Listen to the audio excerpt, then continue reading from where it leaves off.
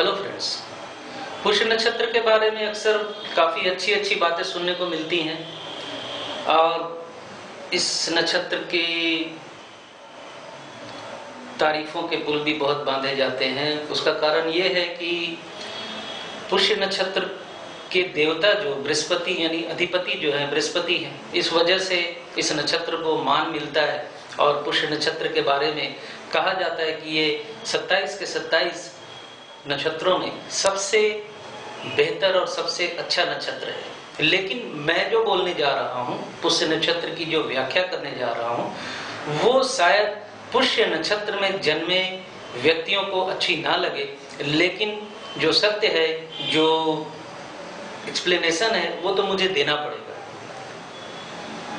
पुष्य नक्षत्र में जन्मे व्यक्ति अक्सर लंबे भी होते हैं और इनकी आंखें बड़ी बड़ी होती हैं, खूबसूरत होती है। लेकिन पुष्य नक्षत्र में जन्मे जातक, ये भी एक सत्य है कि ये जातक बहुत स्वार्थी होता है। अपने स्वार्थ के बिना ये कुछ नहीं करता, ये अपना स्वार्थ देख कर चलता है हमेशा। हालांकि इस पुष्य नक्षत्र में जन्मा जातक दिल का कमजोर होता है, मगर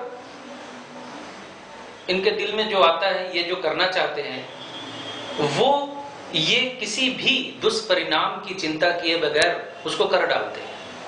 ये पुष्य नक्षत्र का एक चरित्र का एक भाग है। कोई भी गलत काम करना, काला बाजारी, झूठ बोलना, षड्यंत्र करना, ये सब पुष्य नक्षत्र के जातक आराम से कर सकते हैं और करते हैं। बड़े प्रपंच, बड़े घोटाले इस नक्षत्र में जन्मे हुए जातकों की देन है।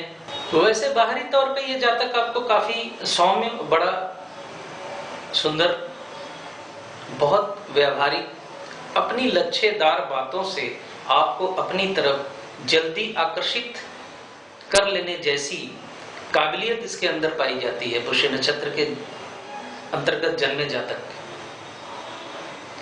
और अपने उस विश्वास को वो जमा लेने के बाद उसका वो दोहन करता है।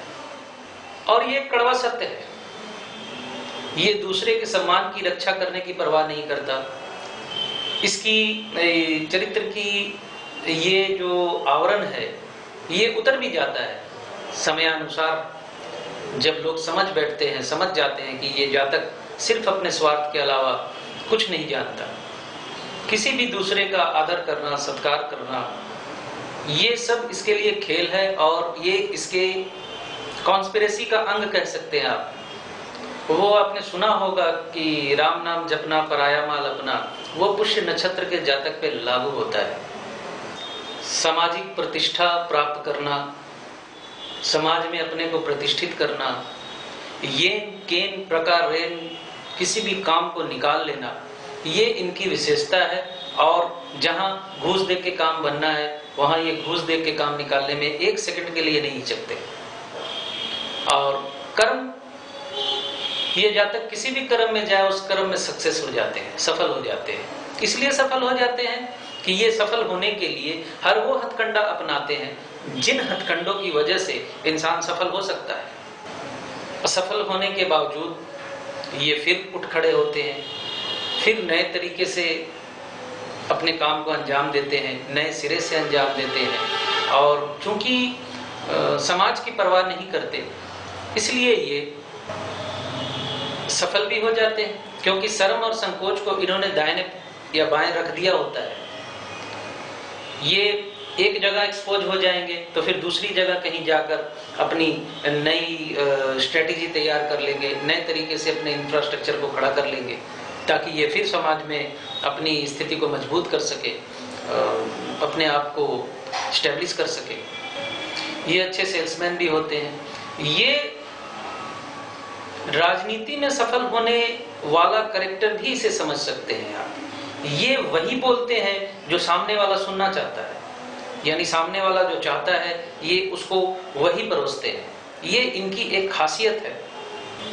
इस नक्षत्र में जन्मे जातक की एक खासियत बहुत अच्छी है कि ये कभी हारते नहीं या अपने को हारा हुआ मानते नहीं। ये अपनी जिद से सफलता हासिल करके रहते हैं। फिर वही बात आ गई, येन केन प्रकार रेन, इन्होंने सफल होना है और उसके लिए साम दाम दंड भेद हर तरह का हथकंडा ये अपनाने को तैयार रहते हैं। शिक्षा कम होने के बावजूद ये समाज में बुद्धिमान कहलाते हैं। शिक्षा कम होने के बावजूद भी इनके पास जनरल नॉलेज अच्छा होता है, बुद्धिमान होते हैं, और इनको देख के आप समझ नहीं सकते कि इनकी क्वालिफिकेशन या एजुकेशन क्या है।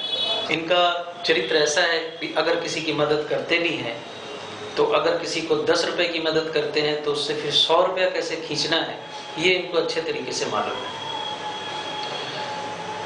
पुष्य नक्षत्र में जन्मे जातक का दाम्पत्य जीवन अगर कुंडली की दूसरी स्थितियां अच्छी ना हो तो फिर इनका दाम्पत्य जीवन भी कुछ खास सुखी नहीं कहलाता।